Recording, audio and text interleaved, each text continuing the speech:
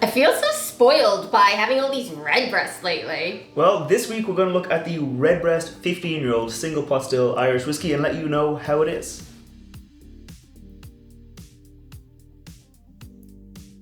Welcome back to the channel. I'm Matt, I'm the Whiskey Nerd. I'm Rose, I'm the Whiskey Noob. And like we said, this week we're looking at the Redbreast 15-year-old. So we get it into the glass and I'll tell you a little bit more about it.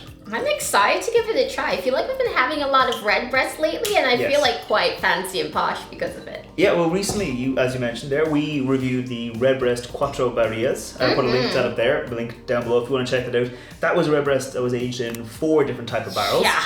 As you would imagine by the name Quattro Barrias. This here is the Redbreast 15-year-old and it was only aged in 1 type of barrel. Only 1? Yeah, well, technically 2.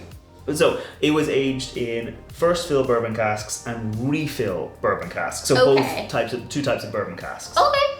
Yeah, and the reason why they might do that is because first fill bourbon casks give you a lot of sweetness, a lot of like butterscotch, toffee, a bit of honeycomb, a bit of like maybe citrus depending on the bourbon that was using it. And second fill bourbon casks, they'll give you less of that sweetness flavor. Okay. But it lets more of the whiskey shine through. So it kind of rounds it out? Yeah, because what they do here is they're just trying to like showcase the whiskey itself. Okay. Here's kind of the core of the whiskey, lightened up with a little bit of like first fill bourbons, but they're like kind of letting it go through. They say it's a 15-year-old, but 15 would be the minimum age that went into it. Like recently they released the Redbreast 18-year-old and that one I think had like up to 21-year-old, 22-year-old whiskey in it, with 18-year-old being just like the minimum amount. Can you imagine working on something for 15 years? Yeah, all the distillers say in Redbreast are like what they're making today is stuff for the future. It is very much like this is going to be down the line. Stuff you like depending on the weather of the year you put the whiskey into cask. If it's warm, if it's cold, you might know, oh, because it's been so cold, this whiskey is going to need like 16, 17 years old before it's good enough to go into the 15-year-old cask. Oh yeah, because it needs more time. Yeah, so they're carefully balancing it. This is a core release. Okay. So it's always on the shelves. Oh, that's nice. And I'm not going to say it's good value. Well, it's cheaper. So it's about, you can get it for about 100, 150, and 120 euro depending on the shop you go to. That's obviously with tax included. In America, your price may be different. Yeah. But that Redbreast 18 I mentioned there, that was released at 225 euro. So like twice the price of this for 3 years older. Now, that one did have extra casks in it, had a bit of port, a bit of sherry, a bit of cream sherry. But it's a lot more for 3 years older. Yeah. This does come in at 46% ABV. Okay. So it's a bit higher than that standard 12-year-old Redbreast. Okay. It's obviously not going to be as high as the Redbreast casks strength 12-year-old. But it is in that kind of like nice. It makes the other whiskies look really expensive, and the other whiskies make this one look really cheap by comparison. Oh my god. I'm not saying that 100 euro for a bottle of whiskey is cheap. But when you're in the Redbreast range. When you're in the Redbreast and you're into that kind of like the premium pot still Irish whiskey, you're into that kind of price. Yeah, it's definitely not one you'll get at Super Value. Yeah, so this is a pot still Irish whiskey. Redbreast go 60% malted barley, 40% unmalted barley. Okay. So you're going to get more of like the biscuity sweetness from the malt. Okay. With a bit of like, you're going to get that spicy, oily, kind of like black pepper from the unmalted barley. Oh. Yeah, and I think that's kind of, as I said, it's a core release. It's been around for a little while. They've done some special editions of it with like certain stores, but this here is the kind of standard 15-year-old whiskey. It's a bog standard Redbreast. Bog standard Redbreast. It's not by any means the bog standard whiskey.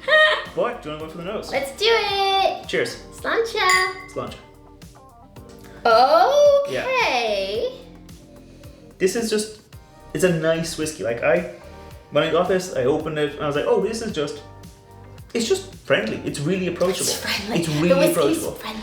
Like because, like we've reviewed whiskeys recently where there was loads of flavors going on. Yeah. Right, and you're getting loads. You're getting like, oh, is this red berries, or is it a cherry? Is it a strawberry? Oh, you're getting really into the You're getting really in depth in it. But here you're like, it's a really well made whiskey, and you can kind of, like I said earlier, you can kind of get the whiskey profile through because they use the refills. So you're getting like that core of that kind of bit of spicy, bit of like oily, bit of flavor through there. Yeah. Backed up and rounded out with a bit of sweetness. Yeah, I'm getting more of like a traditional Irish kind of vibe. Yeah. But like I also got, like the first hint that I got was like a kind of like a red berry, like a berry that's small, not like a cranberry necessarily, but some sort of like reddish, or maybe unripened. I don't know. Yeah, I think I know. Oh, I don't know the name. It's not a cranberry. There's a type of berry. I think it's a red currant. Oh, that might be it. The little tiny red, Yeah, like a black like currant I can but red. see it in my head. Small. I'll put a picture of them up there. But red currants. They're small little berries, like a black currant or like a blueberry, but just smaller. And it is that kind of like concentrated little flash of sweetness. Yes. That's what it is. On top of the whiskey. Yeah.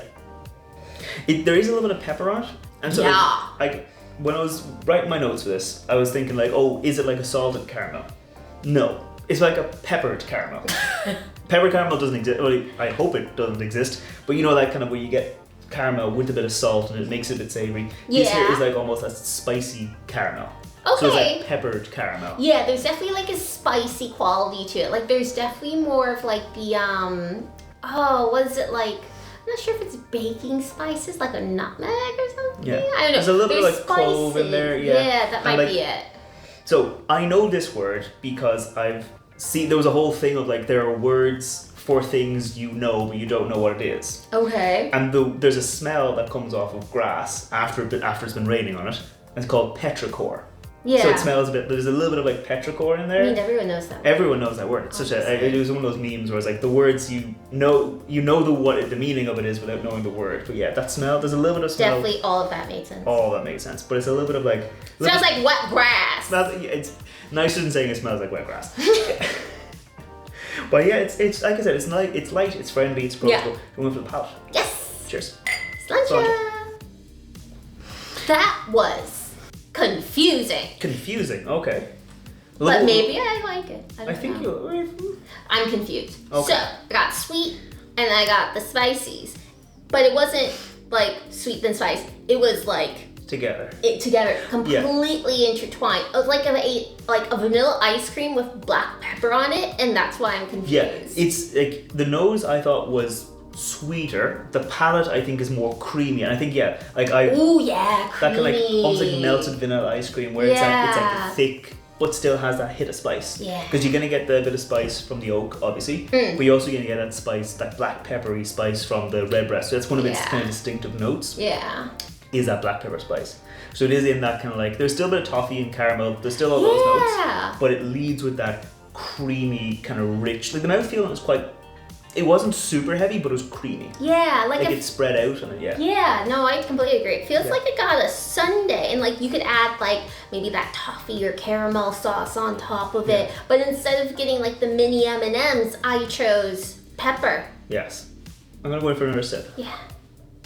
Yeah, second sip round, got like a little bit of heat, not from alcohol, but from that spice. Okay. I think it's one of those things that like it builds. Like you have a sip, and like that, like the finish doesn't fully fade off. Yeah. So as you have another sip, that peppery spice kind of builds. Like on the sides of my tongue, I'm getting a little bit of that kind of peppery spice. Yeah, I get that. Like especially as like I'm breathing in, I'm definitely getting way more of like that kind of. I'm not sure if it's white pepper or black pepper. I think it's more like a black pepper, but yeah, there's definitely peppery spice. There's definitely peppery, and it's like all tingly. Yeah, but again, it's creamy. Again, it's not the most complex, like I said, but that's what I'm saying. Like you're tasting the whiskey, it's nice. It doesn't have a huge amount of cask profile or cask influence. It's just the whiskey. But yeah, for what it does choose, though, ice cream and black pepper. Yeah, if you're maybe not complex, but a lot of it. An intriguing combination. Yes. Don't wait for the finish. Yes. Cheers. Sláinte. Okay. So I just pointed out while we were drinking it there, the back of the bottle here says the finish is long and sophisticated. I'm not sure I'd say it's a long finish. I don't think it's a long I think it's finish. like medium, maybe medium long with like the spice lingering on. Like the main, like the creamy note, that fades off pretty quickly. Yeah. And then like that's what I'm saying, like it's medium long because it's like that spice is still on my tongue a little bit. I'm still tasting that kind of spice. Yeah. I would call it medium max. Medium max. Okay. Like you do get that little bit of creamy that like starts, it fades off first and then you get the spices, but like I don't know, I feel like it's gone sooner than I would have expected maybe. Like it is at 46, so it's not super strong. It's not super high. Though I do love a good 46%. A good 46 is a great drinking percentage, and it doesn't have a huge amount of cask influence. Yeah. So it doesn't have all those notes where as you breathe it, you're gonna go, oh, that's a bit different. Oh, that's a bit different. Yeah. I think it's kind of like it does what it does, and then on the finish you're like, oh, those are the notes. There's nothing extra coming up. There's no. So it's pretty like, I don't ever want to call a Redbreast the standard whiskey, but like you know what you're getting like in it, and then I don't know how to put this into words. Yeah, it is what it is. Yeah. Like, I mean, I don't want to say it's bad. Like it's a really nice little whiskey. It does what it does, and it does it well. But what it does isn't super complicated. No. And that might be why it's. And sometimes you want that. Yeah, and that might be why it is kind of solid value. I mean, like, I still think in the Redbreast line, the best value is like the Redbreast 12 cask strength, because you're getting bourbon and sherry. You're getting pot still. It's 12-year-old. And you're getting like that high ABV. Yeah. So I think that is the sweet spot of like best value, like Redbreast Irish whiskies. This here is not a bad whiskey. No. If you're filling out your collection, definitely it's worth having, because that way you can taste more of like the core Redbreast. Oh, absolutely. Without having port or sherry or other things taking it a different direction. Yeah, I completely agree with that. But yeah, solid little whiskey. It's something that it's a whiskey you could pour yourself a glass of, drink it, and enjoy it. And yeah, that's about it. I think that's all there's to say. I mean, it's nice. If you like Redbreast, you will like this. If you don't like Redbreast, you won't like this, because all you can really taste is the Redbreast profile, that peppery spice, bit of creaminess, and sweetness from the bourbon cask. So absolutely. I think that's all just to say. Yeah. I think we'll leave it there. We put out whiskey reviews every Wednesday. Yeah. We put out cocktail recipes every Friday. And if you want, you can hit subscribe. You'll see more videos like that, and you can leave us a comment down below and say if there's any reviews or any cocktails you want to see us do. But I think in the meantime, I can keep on enjoying it. Woohoo! I'll see you next time. Sláinte. Bye bye.